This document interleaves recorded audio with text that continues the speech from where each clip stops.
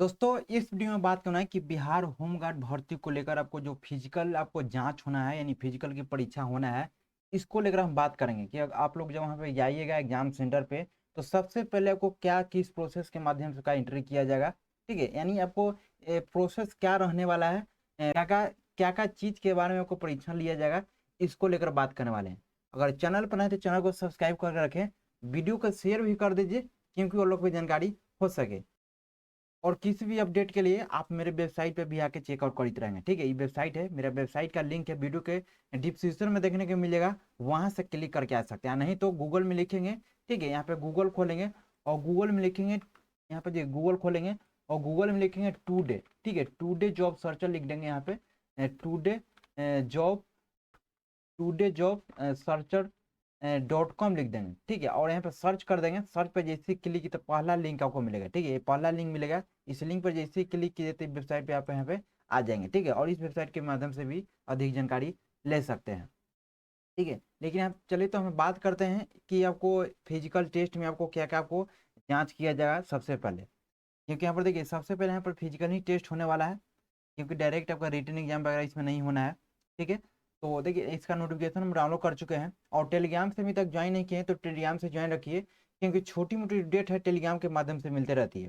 ठीक है, यहाँ पे जैसे नोटिफिकेशन डाउनलोड किए हैं, नोटिफिकेशन डाउनलोड कीजिए जैसे कीजिएगा तो देखिए यहाँ पे 5 नंबर पेज में आना है। ठीक है, यहाँ पे 5 नंबर पेज में आना है और यहाँ पे देखिए लिखा गया है कि शारीरिक योग्यता या दस्ता परीक्षा के लिए यहाँ पे बताया गया है। आपको इंपॉर्टेंट गाइड यहाँ पे कर रहे हैं आप, तो ये सही बातों को आपको ध्यान रखना है। ठीक है, यहाँ पर देखिए लिखा गया है कि शारीरिक योग्यता या दस्ता परीक्षा, ठीक है, जिला स्तर पर आपको किया जाएगा। जैसे कि लिखा गया है कि जिला स्तर पर आयोजित की जाएगी, जो कुल जो है 15 अंक की होगी। यानी कुल कितना होगा, 15 अंकों का होगा शारीरिक योग्यता या दस्ता परीक्षा को लेकर। चलिए ये हो गया। यहाँ पर देखिए 2 नंबर पॉइंट में लिखा गया है कि शारीरिक योग्यता या दस्ता परीक्षा क्रमबद्ध होगी जो निम्नलिखित है। अब यहाँ पर देखिए शारीरिक योग्यता दस्ता परीक्षा के लिए जाएगा निम्न क्रमबद्ध से रूप, तो यहाँ पर क्रमबद्ध यानी निम्नांकित रूप से आपको लिया जाएगा। तो यहाँ पर देखिए सभी स्टेप के बारे में यहाँ बताया गया है। 2 नंबर पॉइंट में कॉम में लिखा गया है कि अभ्यर्थियों के बायोमेट्रिक रजिस्ट्रेशन एवं सत्यापन के उपरांत सर्वप्रथम दौड़ होगा। तो यहाँ पर जो बताया गया है कि जब आप लोग यहाँ पे जाइएगा, ठीक है, दौड़ करने के लिए, तो सबसे पहले आपको वहाँ पे बायोमेट्री लिया जाएगा। ठीक है, आपको वहाँ पे बायोमेट्रिक रजिस्ट्रेशन से सत्यापित किया जाएगा और सत्यापित के ही उपरांत आपको दौड़ में आपको भाग लेने का यहाँ पे मौका दिया जाएगा। ठीक है, जैसा कि हमें बताया गया। ठीक है, लिखा है कि बायोमेट्रिक रजिस्ट्रेशन एवं सत्यापन के उपरांत, ठीक है, मानो ये बायोमेट्रिक वगैरह लिया जाएगा, यानी बायोमेट्रिक से रजिस्ट्रेशन कर लिया जाएगा, उसके बाद ही आपको दौड़ में आपको भाग लेने के लिए मौका दिया जाएगा, जैसा कि बताया गया। उसके बाद लिखा है कि निर्धारित समय में दौड़ पूरा नहीं कर पाने वाले अभ्यर्थियों असफल घोषित कर दिए जाएंगे।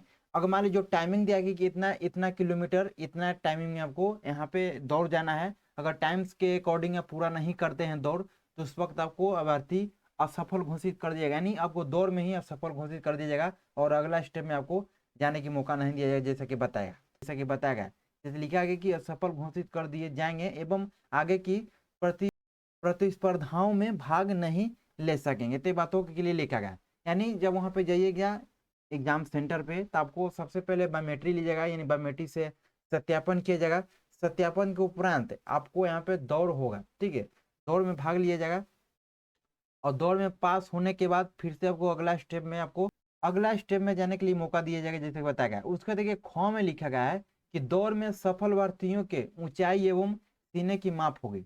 जब यहाँ पे दौड़ में पास कर जाते हैं, ठीक है, यानी रनिंग में आप पास पास कर जाते हैं, तो उसके बाद आपको नेक्स्ट स्टेप आपको देखें तो ऊंचाई एवं सीने की माप किया जाएगा। ठीक है ना, यानी आपको ऊंचाई यानी हाइट, कितना हाइट है जो यहाँ पे हाइट मांगा गया है, उस हाइट को आप पूरा करते हैं कि नहीं। ठीक है, यानी सीना जो मांगा गया है सीना के अकॉर्डिंग आप पूरा करते हैं कि नहीं। ठीक है, तो ये आपको हम बताया गया कि जब आप लोग रनिंग कर लीजिएगा, रनिंग के बाद आपको ऊंचाई एवं सीने की माप होगा। 2 स्टेप हो गया।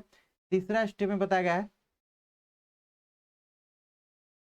अगर मान लीजिए ऊंचाई में छट गए या सीने में छट गए, ठीक है, तो उसके बाद देखिए बताया गया है कि जिन अभ्यर्थियों की ऊंचाई एवं सीने में की माप निर्धारित मापदंड से कम होगी उन्हें असफल घोषित कर दिए जाएंगे एवं वे आगे की प्रतिस्पर्धाओं तथा ऊंची कूद, लंबी कूद एवं गोला फेंक में भाग नहीं ले सकें। तो आपका दूसरा स्टेप में बताया गया है कि जब पहला स्टेप में आपको रनिंग पार कर लेते हैं तो दूसरा स्टेप में आपका ऊंचाई एवं सीने की माप किया जाएगा। अगर ऊंचाई एवं सीने की माप को आप यहाँ पे आप मापदंड पूरा नहीं करते हैं या कम होगी तो उस वक्त आपको, तो उसके बाद आपको जो प्रोसेस होने वाला है, ऊंची कूद, लंबी कूद, गोला फेंक, ये सब में भाग नहीं ले सकते हैं। ठीक है, तो आपको भी यहाँ पे ऊंचाई एवं सीने की माप में आपको पास होना चाहिए। उसके बाद आपको लंबी कूद और यहाँ पे ऊंची कूद और लंबी कूद एवं गोला फेंक में भाग दिया जाएगा। ठीक है, जैसे कि बताया गया। उसको देखिए 3 नंबर पॉइंट में लिखा गया है गौ में कि ऊंची कूद, लंबी कूद एवं गोला फेंक सभी प्रतिस्पर्धाओं में अलग अलग अधिकतम 5 अंक होंगे। प्रत्येक अंक को ऊंची कूद, लंबी कूद एवं गोला फेंक 3 प्रतिस्पर्धाओं में अधिकतम 3 मौका दिया जाएगा। ठीक है, तो यहाँ पर देखिए बताया कि ये सभी जो है ऊंची कूद हो गया, लंबी कूद हो गया एवं गोला फेंक हो गया, ये सभी 5 अंक को होंगे, यानी 5 अंक का होगा।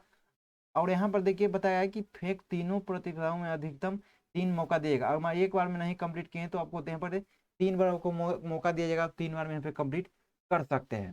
ठीक है, तो ये आपको बातों के पे क्लियर लिखा है।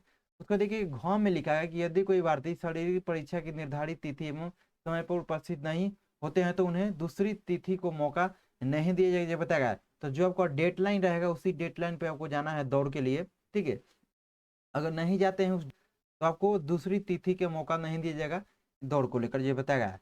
तो यहाँ पर देखिए शारीरिक योग्यता या दस्ता परीक्षा के लिए स्टेप बताया गया है, इतना स्टेप में आपको पार करना है। ठीक है, आपको रनिंग यहाँ पे पार करना है, दौड़ भी पार करना है। ठीक है, अगर दौड़ नहीं पार करते हैं तो आगे के प्रोसेस में आपको नहीं जा सकते हैं।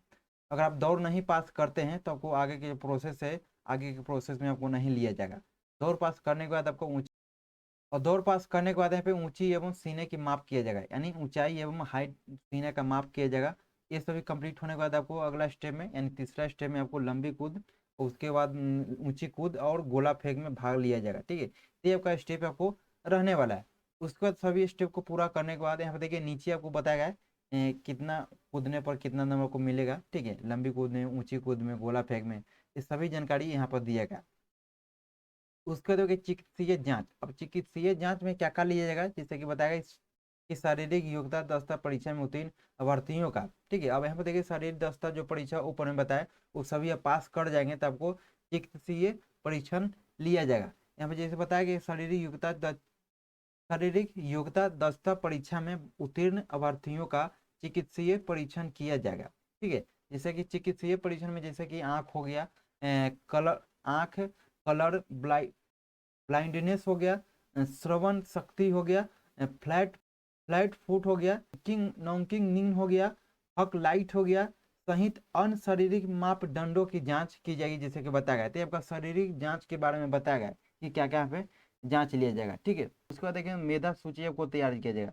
अब मेधा सूची के बारे में बताया गया है तो अपने अकॉर्डिंग यहाँ पे चेकआउट कर लेंगे। तो आपको इंपॉर्टेंट बात बता देंगे कि यहाँ पे क्या आपको आपको परीक्षा लिया जाएगा, यानी फिजिकल टेस्ट में क्या क्या आपको, यानी किस स्टेप से आपके पास, यानी कौन कौन सा स्टेप आपको पास आपको करना है। ठीक है, इस भर्ती को लेकर तो यहाँ पे बताया गया। बाकी इस नोटिफिकेशन को डाउनलोड करना चाहते हैं तो इस वेबसाइट पे चलेंगे। ठीक है, वेबसाइट पे आएंगे, वेबसाइट के आने के बाद आपको देखिए बिहार होमगार्ड का, इस पर बिहार होमगार्ड ऑप्शन पर नोटिफिकेशन को डाउनलोड कर सकते हैं। ठीक है, बाकी पे इस वेबसाइट का लिंक है वीडियो के डिस्क्रिप्शन में देखने को मिल जाएगा, वहाँ से क्लिक करके इस वेबसाइट पे आ सकते हैं।